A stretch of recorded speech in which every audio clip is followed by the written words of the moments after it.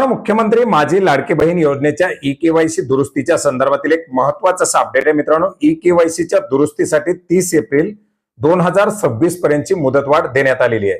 ज्या लाडक्या बहिणींची केवायसी करत असताना केवायसी चुकल्यामुळे हप्ते येणं बंद झालं होतं, अशा महिला लाभार्थ्यांना आपल्या केवायसी मध्ये दुरुस्ती करण्यासाठी 30 एप्रिल 2026 पर्यंतची मुदतवाढ देण्यात आलेली आहे। मित्रांनो, साधारणपणे या योजनेच्या अंतर्गत 71 लाखापेक्षा जास्त महिला लाभार्थी या ई-केवायसी न केल्यामुळे आणि एक केवायसी मध्ये दुरुस्ती असल्यामुळे किंवा ई-केवायसी चुकल्यामुळे या योजनेच्या हप्त्यापासून वंचित आहेत।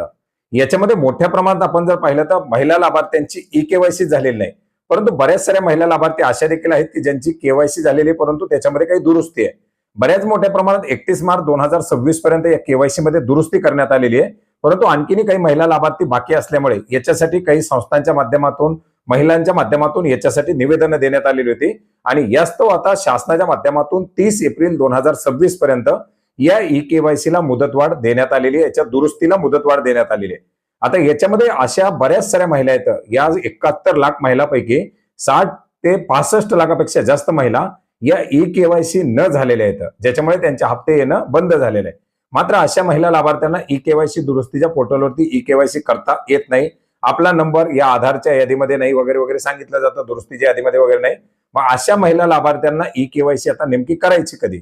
मित्रांनो, एकंदरीत राज्य शासनाच्या माध्यमातून सप्टेंबर 2025 मध्ये काढण्यात आलेल्या जी-आर नुसार सप्टेंबर, ऑक्टोबर आणि नोव्हेंबर या 2 महिन्यामध्ये ही ई-केवायसीची प्रक्रिया पहिल्या टप्प्यामध्ये राबवण्यात आलेली होती आणि याच्यानंतर पुढील प्रत्येक वर्षी जून महिन्यापासून 2 महिने ही केवायसी राबवण्यात येईल, अशा प्रकारच्या सूचना त्या जी-आरच्या माध्यमातून देण्यात आलेल्या आहेत। अर्थात जून 2026 पासून या नवीन ई-केवायसीला सुरुवात होणार आहे। आता तोपर्यंत ज्यांची ई-केवायसी झालेली नाही अशा महिला लाभार्थ्यांना काहीही करता येणार नाही, परंतु ज्यांची ई-केवायसी झालेली आहे आणि त्यांची दुरुस्ती असेल तर ती दुरुस्ती मात्र आता 30 एप्रिल 2026 पर्यंत करता येणार आहे। तर मित्रांनो, अशा प्रकारे ही ई-केवायसीच्या संदर्भातील एक महत्त्वाचं असं अपडेट होतं। आता ज्यांची केवायसी झालेली नाही अशा महिला लाभार्थ्यांसाठी कमीत कमी 15 दिवसाची मुदत द्यावी अशी मागणी करण्यात आलेली होती, परंतु त्या मागणीचा कुठलाही विचार या महिला व बालविकास विभागाच्या माध्यमातून किंवा राज्य शासनाच्या माध्यमातून करण्यात आला नाही।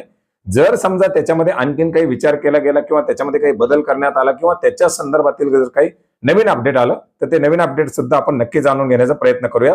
तुर्तास जर आपल्या ई-केवायसी मध्ये दुरुस्ती असेल तर दुरुस्ती करून घेण्याचा प्रयत्न करा। भेटूयात नवीन माहितीसह नवीन अपडेटसह।